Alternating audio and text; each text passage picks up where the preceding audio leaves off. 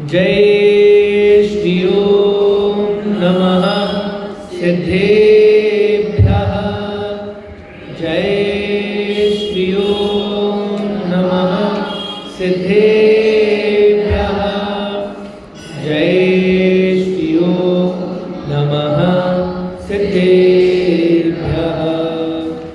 नमो अर्हन्ताणं नमो सिद्धाणं आयरीयाणं नमो वज्रायाणं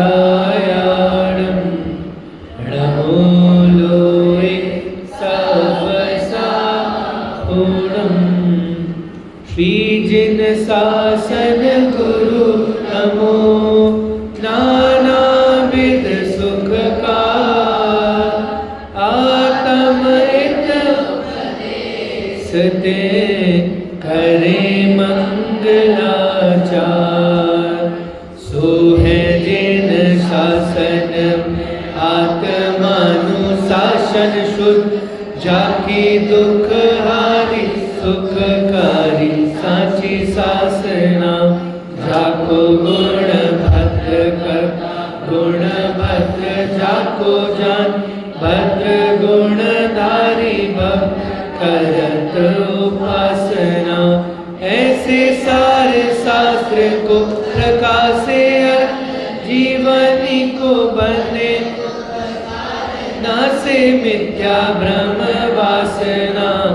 आते देश भाषा कर अर्थ को प्रकाश कर जाते मंद बुद्धि हुके खुद अर्थ भासना। जाते मंद बुद्धि हुके खुद अर्थ भासना। लक्ष्मी निवास निलयम विलीन विलयम निदाय हदिवीरम। आत्मानुशासन महम वक्षे मोक्षाय भव्यानाम्। आत्मानुशासन जी ग्रंथ लिखा किसने बच्चों? गुणभद्र आचार्य देव ने। आत्मानुशासन ग्रंथ, इसका मतलब क्या है? आत्मा का अनुशासन, आत्मा का डिसिप्लिन। तो पिछले हफ्ते जो हमने चर्चा करी थी वो 4 कषायों के आधार से चर्चा करी थी कि जो कषाय हैं जब तक कषाय नहीं निकलेंगी तब तक क्या नहीं होगा? क्या नहीं होगा? जब तक कषाय नहीं निकलेगी, गंदगी नहीं निकलेगी तब तक साफ नहीं होगा। तो जब कषाय निकलेंगी, दोष निकलेंगे तो क्या प्रकट होगा? गुण प्रकट होंगे। क्या प्रकट होगा? तो इसलिए हमें क्या करना पड़ेगा? कषायों को नाश करना पड़ेगा। अब उसी बात को और आगे बताया है आचार्य देव ने अन्य श्लोकों के माध्यम से, और वहाँ बताया है कि जैसे इधर देखो बेटा, अभी उसमें मत देखो, मेरी बात सुनो अब, ठीक है? तो जैसे हमने एग्जाम्पल लिया था गिलास को साफ करने का, है ना, कि गिलास में गंदगी है और हमने उस गंदगी को 99% साफ कर दिया और फिर उसमें जल डालेंगे तो बराबर बात है, पानी साफ रहेगा? क्यों नहीं रहेगा? क्यों नहीं रहेगा? तो 1% ही तो बाकी है ना। अपन ने 99% तो खाली कर दिया, साफ कर दिया, अब कितना बाकी है? तो 1% चल जाएगा कि नहीं चलेगा? क्यों? उससे क्या समस्या होगी? तो 1% है ना, गंदगी रहेगी तो क्या करना पड़ेगा? 1% भी साफ करना पड़ेगा। 1% नहीं चलेगा, 99% कर दिया, बोलो, तब भी नहीं चलेगा, 100 करना पड़ेगा। अच्छा चलो हम क्रिकेट खेलते हैं ना, क्रिकेट खेलते हैं तो क्रिकेट खेलते हैं तो मान लो 500 रन का टारगेट मिला, हमने 499 रन बना दिए, तो अब तो जीत जाएंगे ना?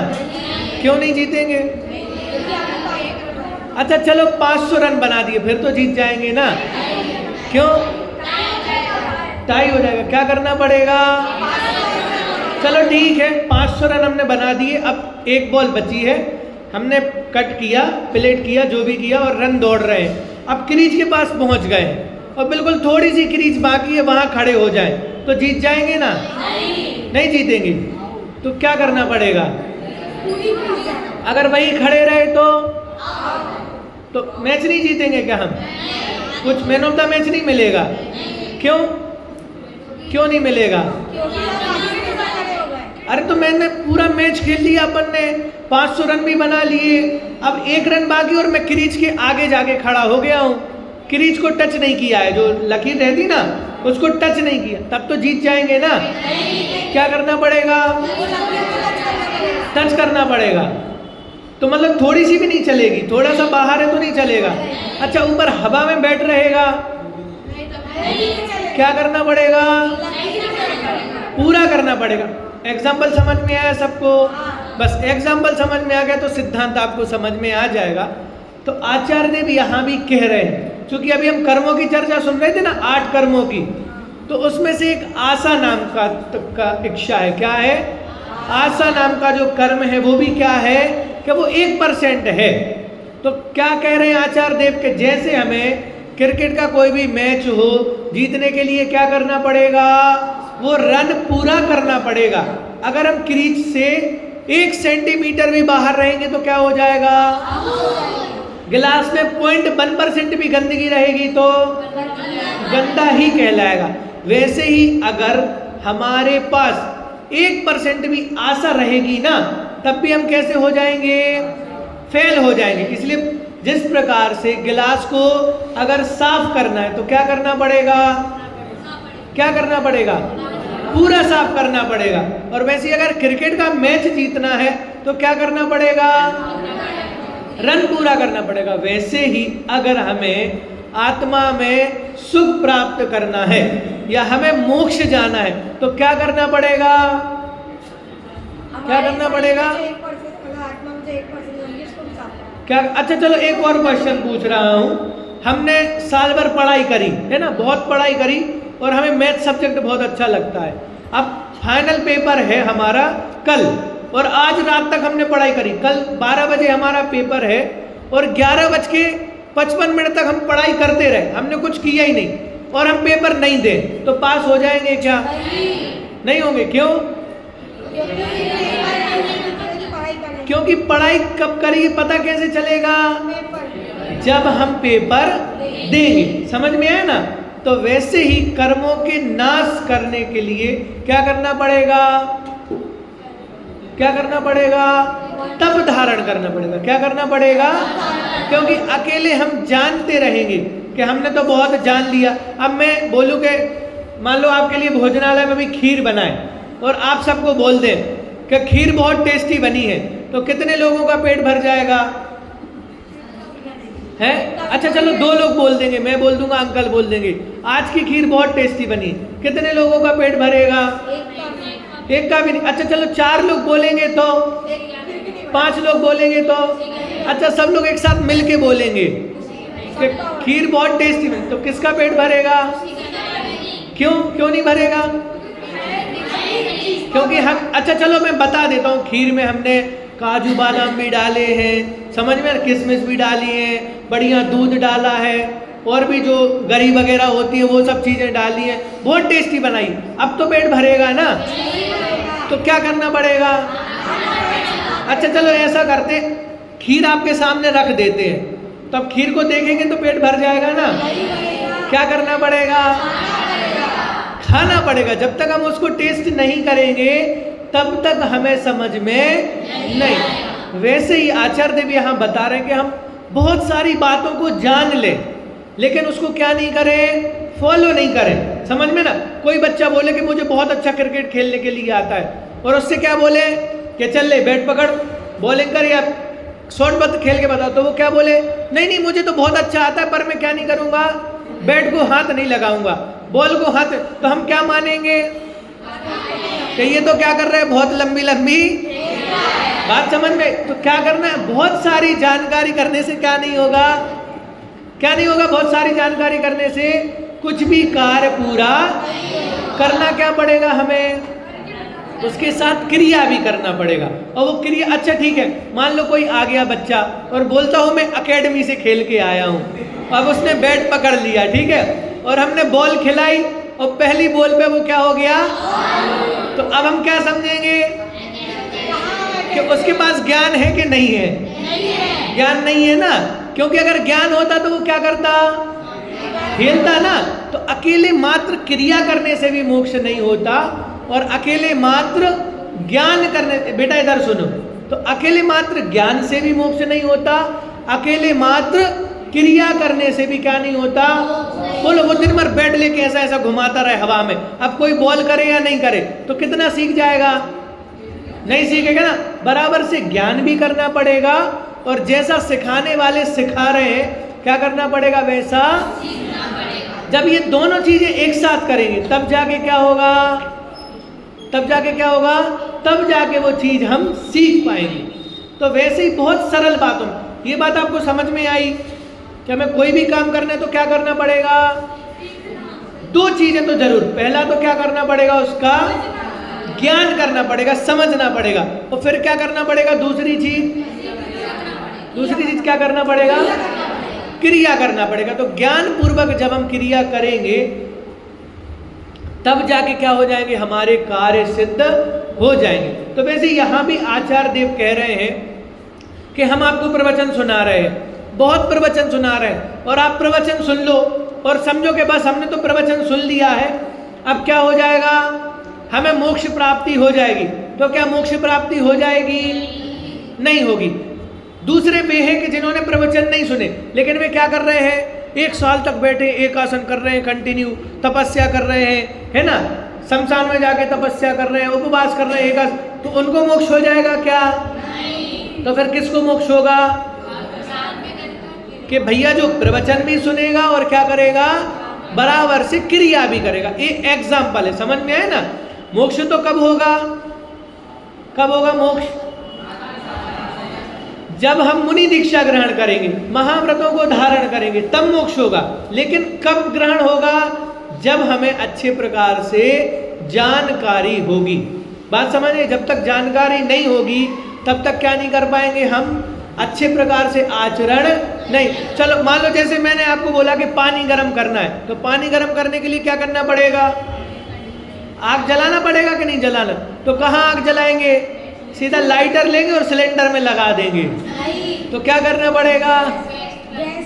कि भैया पहले गैस को चालू करना, पर गैस में लाइटर लगाना, अगर सिलेंडर में लगाएंगे तो हम खुद गर्म हो जाएंगे।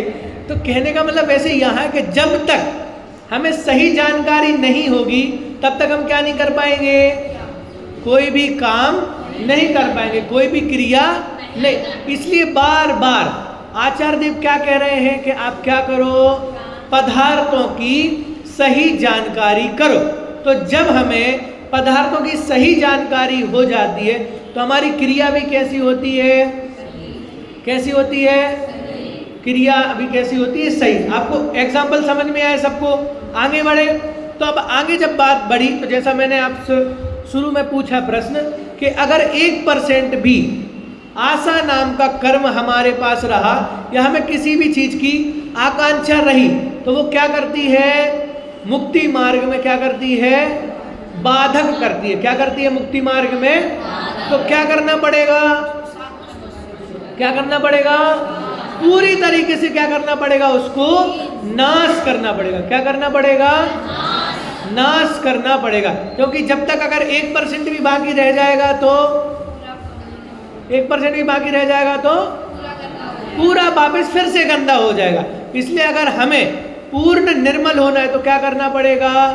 गंदगी को भी क्या करना पड़ेगा? पूरी तरीके से साफ करना पड़ेगा। ठीक है।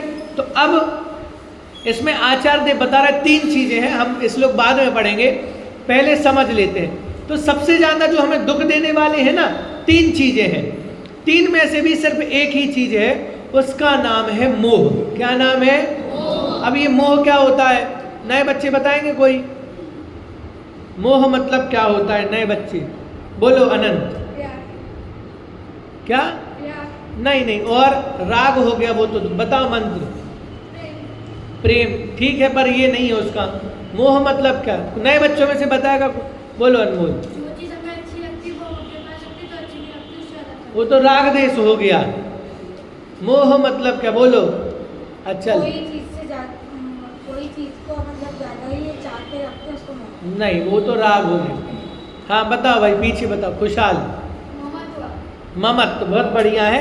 अब ममत्व मतलब क्या होता है? अब ये नहीं देना मोह, नहीं तो फिर से बोलो राम का घर कहाँ, श्याम के सामने बैठो। ममत्व मतलब क्या, या मोह मतलब क्या? बोलो अक्षय, बताओ। ठीक है, वो तो राग हो गया। ममत्व, मोह की चर्चा चल रही है। बोलो अतिशय।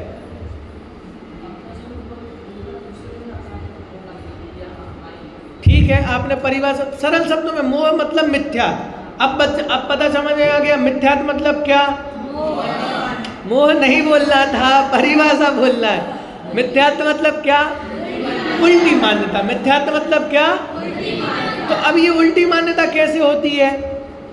बोलो, उल्टी मान्यता को कैसे डिस्क्राइब करेंगे हम? देखो, बहुत सिंपल सी परिभाषा, आप लोग रिपीट करना।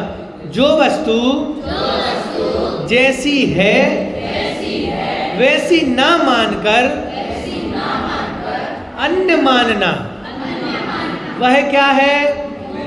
वह मिथ्यात्व है। क्या है वह? फिर से, जो वस्तु जैसी है उसे वैसा ना मानकर अन्य मानना मिथ्यात्व है, मोह है। किसको याद हुआ परिभाषा? नए बच्चों में से बोलो अनमोल।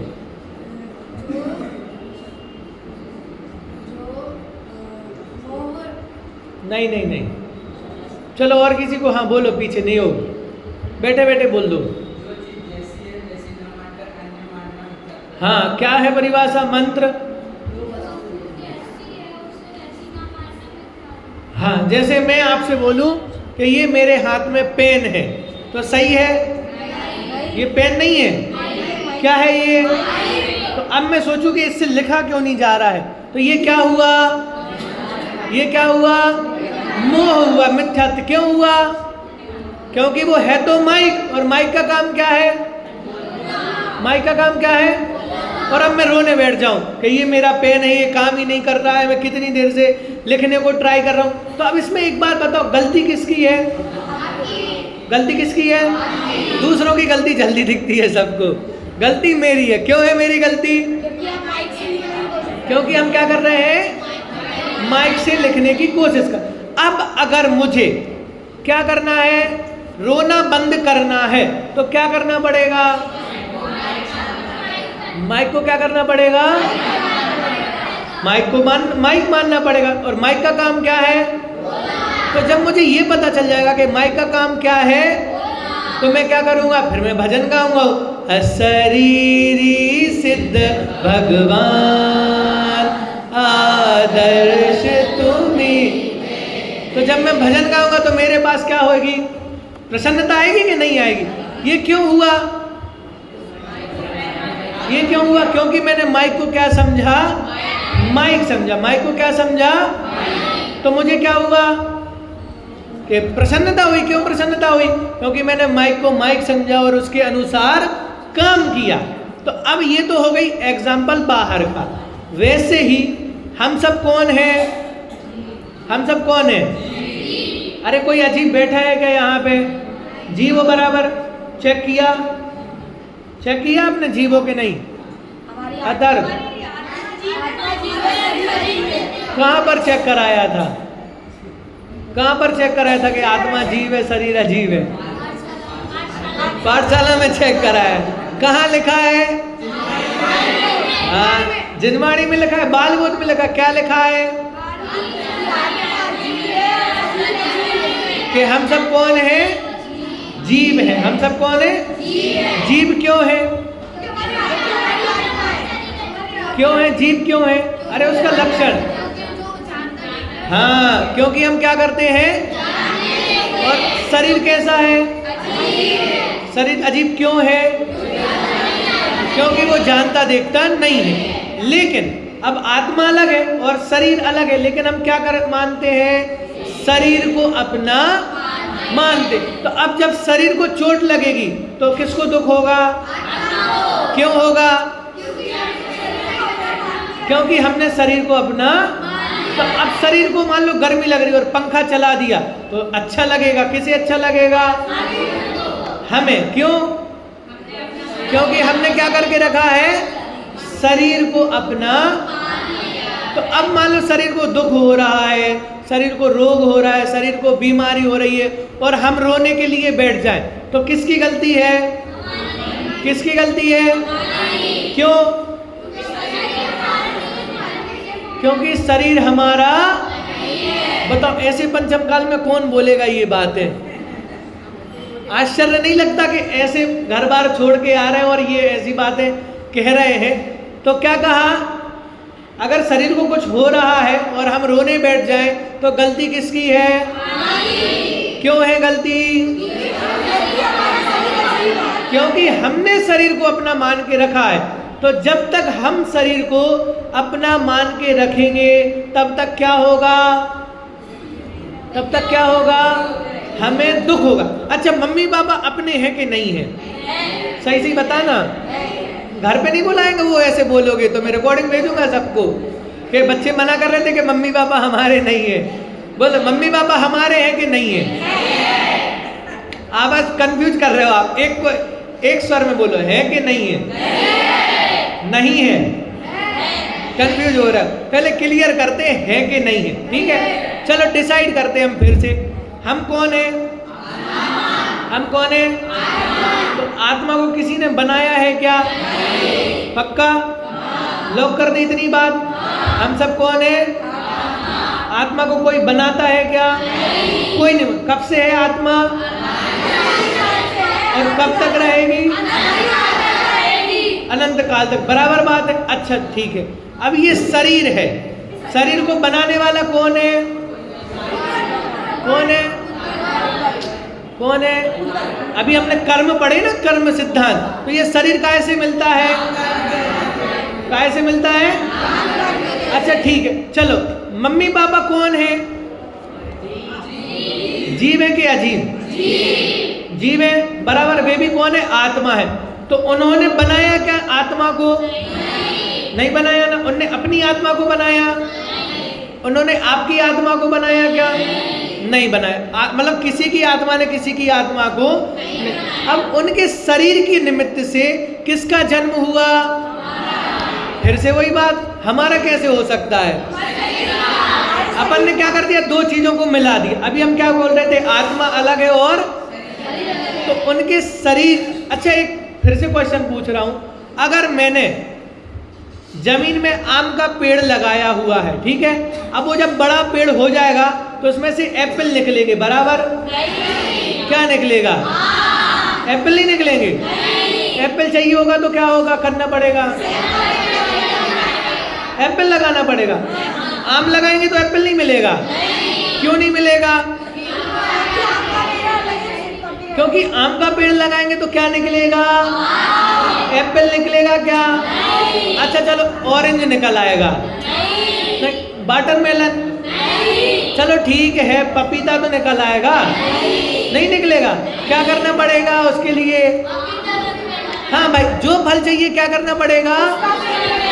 तो माता पिता के शरीर से किसका जन्म हुआ? फिर से हमारा शरीर कैसे हो गया? साथ में लेके आए थे क्या? एक मिनट, फिर से कंफ्यूजन हो गई है, फिर से क्लियर। आत्मा हम सब कौन है? जीव है। जीव मतलब आत्मा, और शरीर कैसा है? तो मतलब आत्मा अलग है और शरीर, ठीक है। आत्मा को किसी ने बनाया है? अच्छा, हमने खुद अपनी आत्मा को बनाया क्या? नहीं बनाया, ठीक है। अब दूसरी चीज, हमारे माता पिता ने जन्म दिया, किसको दिया है? शरीर को। तो माता पिता के शरीर ने किसको जन्म दिया है? शरीर को जन्म। तो शरीर कौन हुआ? शरीर रिश्तेदार हुआ ना। हमारा आत्मा रिश्तेदार हुआ क्या मम्मी पापा का? या हमारी आत्मा के माता पिता हुए क्या वो? क्यों नहीं हुए? क्यों नहीं हुए? क्योंकि आत्मा उन्होंने बनाया नहीं है। समझ में ना? क्या बनाया है? शरीर बनाया। तो कौन रिश्तेदार है उनका?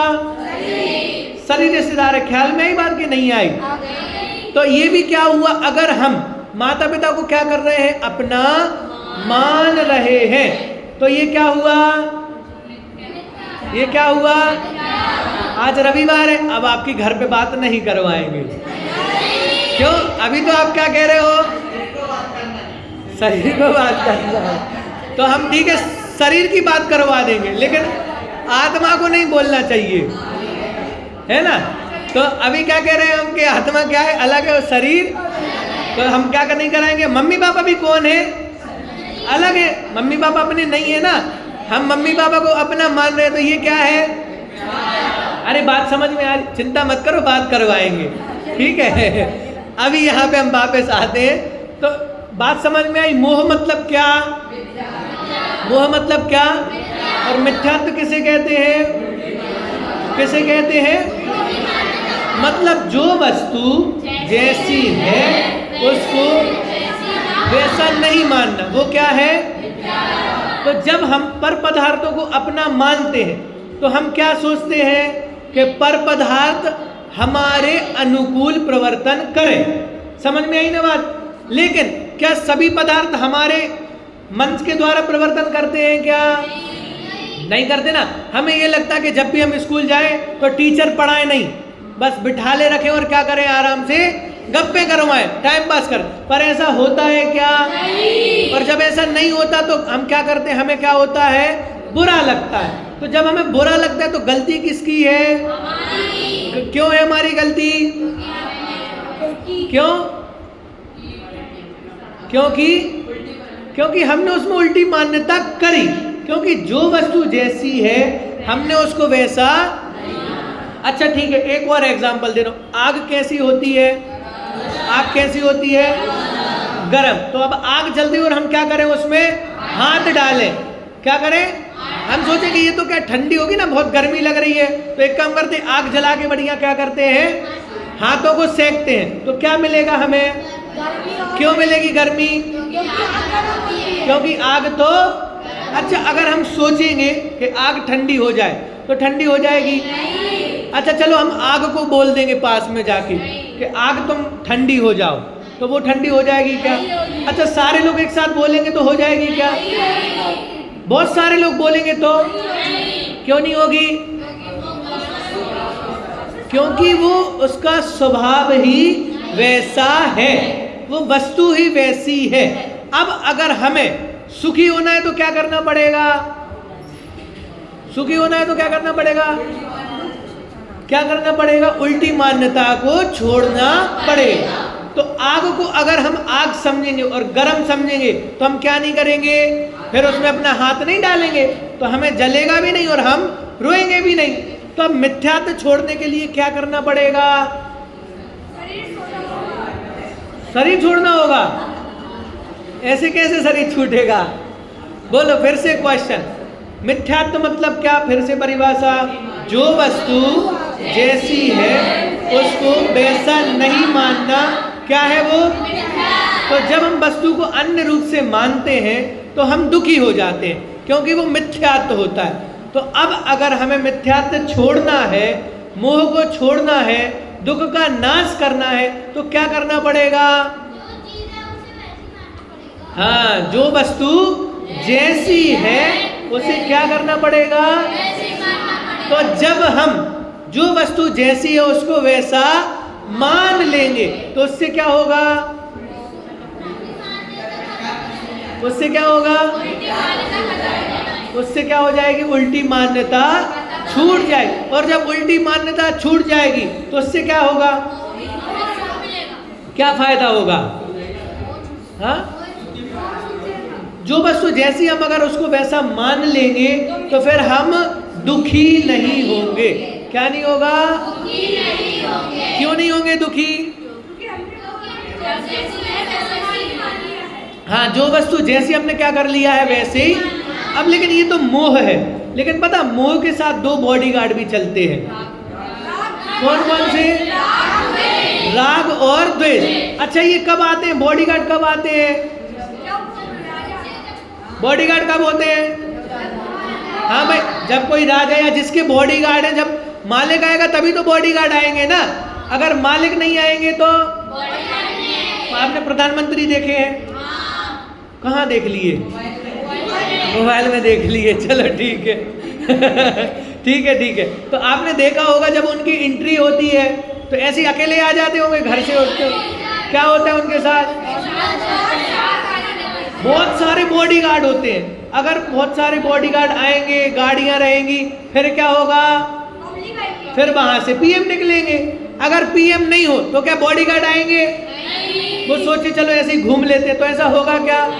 इसका मतलब जब मुखिया होगा ना साथ में, तभी क्या होंगे? बॉडीगार्ड होंगे। अगर कोई वीआईपी पर्सन नहीं होगा तो फिर बॉडीगार्ड। वैसे जो मोह है ना, मोह वो सबसे बड़ा राजा है। क्या है वो? तो मोह रहता है। जब राजा रहेगा तो उसके साथ कौन रहेंगे? उसके सेनापति भी रहेंगे, उसके बॉडीगार्ड भी रहेंगे। तो दो बॉडीगार्ड कौन है? कितने हैं? राग और द्वेष। तो ये बॉडीगार्ड तभी होते हैं जब हमें मोह होता है। तो जब हमें मोह होता है तो मोह के उदय से हमें कोई वस्तु कैसी लगती है? अच्छी लगती है। अच्छा ठीक है, एक फिर से क्वेश्चन से एग्जांपल से सब। पंखा है, पंखे का काम क्या है? पंखा क्या है? हवा देना। तो पंखा अच्छा है कि बुरा है?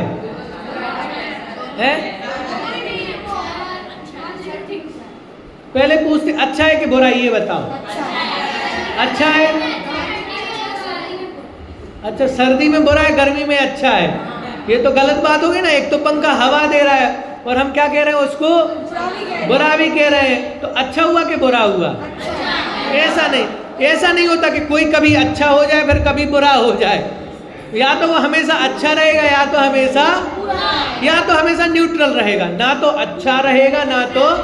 अब अपन आते इसका थोड़ा सा ऑपरेशन करते हैं, ठीक है? हमें पंखा अच्छा क्यों लग रहा है? अच्छा कब अच्छा लगता है? गर्मी हो रही। हमें पंखा बुरा क्यों लग रहा है? क्यों लग रहा है बुरा? अच्छा ठीक है, अब मुझे एक बात बताओ, गर्मी में क्या कर रहा है पंखा और सर्दियों में क्या कर रहा है? तो पंखा बदला क्या? पंखे का काम क्या है? बस हम क्या कर रहे हैं? कभी पंखे को अच्छा मान रहे हैं, कभी पंखे को क्या कर रहे हैं? तो भूल किसकी है? पंखा अच्छा बुरा हो रहा है क्या? नहीं हो रहा ना। किसने बोला कि सर्दी में तुम पंखा चालू करो? मत करो पंखा चालू, रजाई ओढ़ के बैठो, शॉल ओढ़ के बैठो। अगर हम सर्दी में पंखा चालू करें और फिर ऐसे ऐसे कपने लगे हैं, मुझे बहुत सर्दी लगे, किसकी गलती है? क्यों? क्योंकि हमें पता है हम पंखा चालू करेंगे तो पंखा क्या करेगा?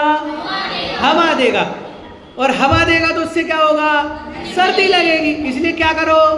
पंखा बंद कर दो। अब पंखा को हमने पंखा चालू कर लिया है ना, और अब हम पंखा को बहुत गाली दे रहे हैं, कितने गंदे हो तुम, तुम्हें बिल्कुल दया नहीं आती है, मुझे सर्दी लग रही है, और तुम चले जा रहे हो।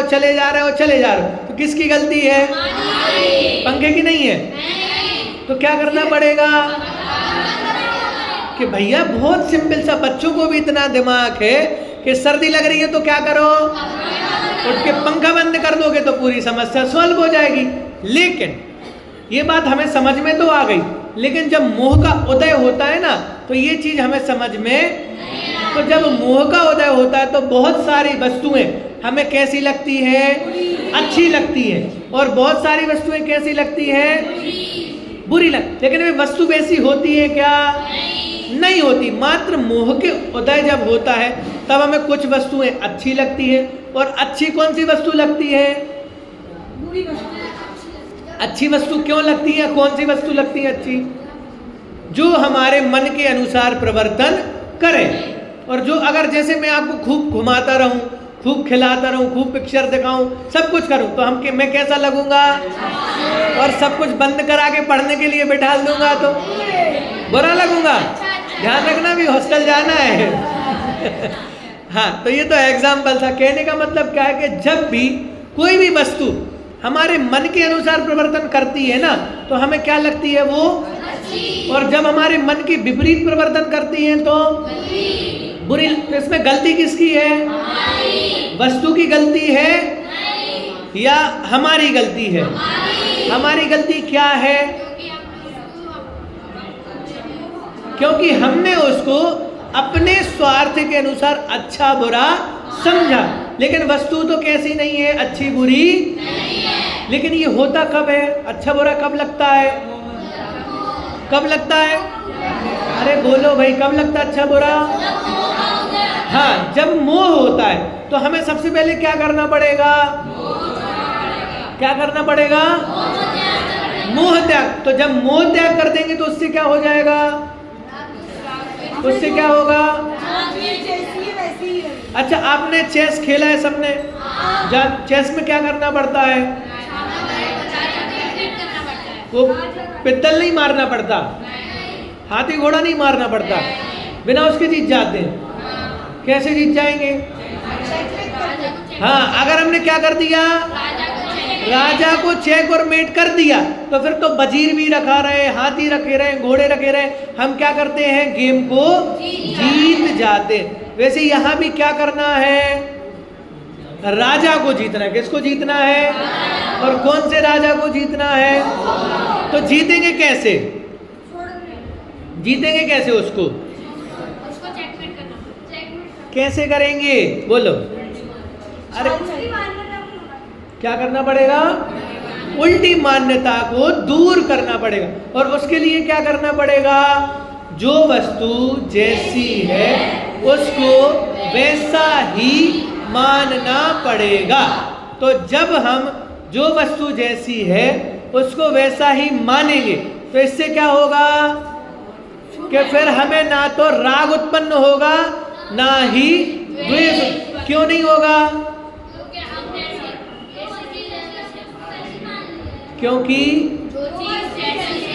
हाँ, जो वस्तु जैसी हमने क्या कर लिया? उसको स्वीकार कर लिया। तो सबसे बड़े 3 शत्रु हमारे कौन कौन? और उसमें से भी राजा कौन है? मोह। मोह मतलब, और मिथ्यात्व किसे कहते हैं?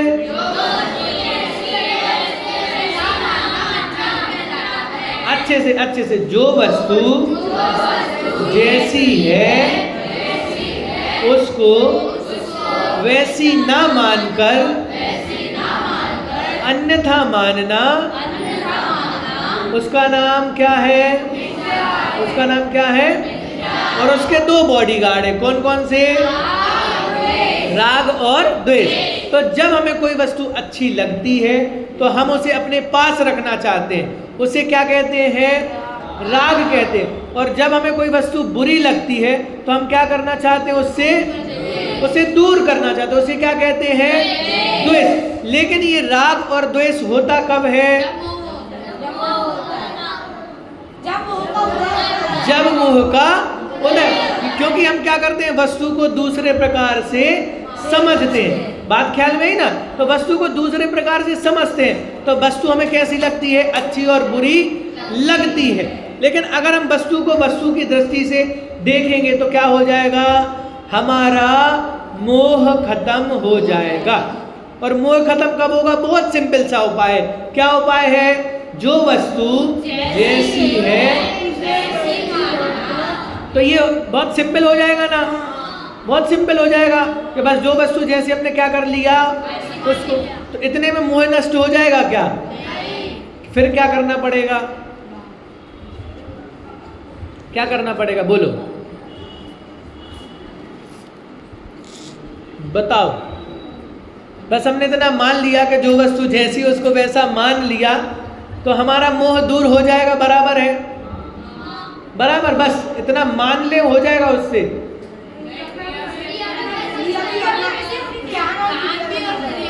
हाँ, जानना भी पड़ेगा। और क्या करना पड़ेगा? ये हमारे प्रवचन का सार है कि जानना भी पड़ेगा और क्या करना पड़ेगा? क्रिया भी करना पड़ेगा। मान लो मैंने क्रिकेट की बहुत सारी बुक्स देख ली, बहुत सारी बुक पढ़ ली, बहुत सारी वीडियो देख ली, एकेडमी में जाके सीख लिया, लेकिन खेल नहीं रहा हूं तो क्या खेलना कहलाएगा? नहीं होगा ना। और बहुत सारा बैट घुमाता रहा हूं, कुछ भी खेल रहा हूं, तब भी खेलना होगा क्या? सही। तो क्या जानकारी भी करना पड़ेगा और आचरण भी। वैसे यहां भी कहा, ये तो समझ लिया हमने कि जो वस्तु जैसी है उसको वैसा मानेंगे तो मोह उत्पन्न नहीं होगा। लेकिन ये कब होगा? जब हम कंटिन्यूटी रखेंगे। क्या होगा? जब हम बार बार ज्ञान का अभ्यास करेंगे ना, तो ज्ञान के अभ्यास करने से क्या होगा? क्या होगा? ज्ञान के अभ्यास करने से मोह का नाश। तो क्या करना पड़ेगा? अभ्यास बार बार।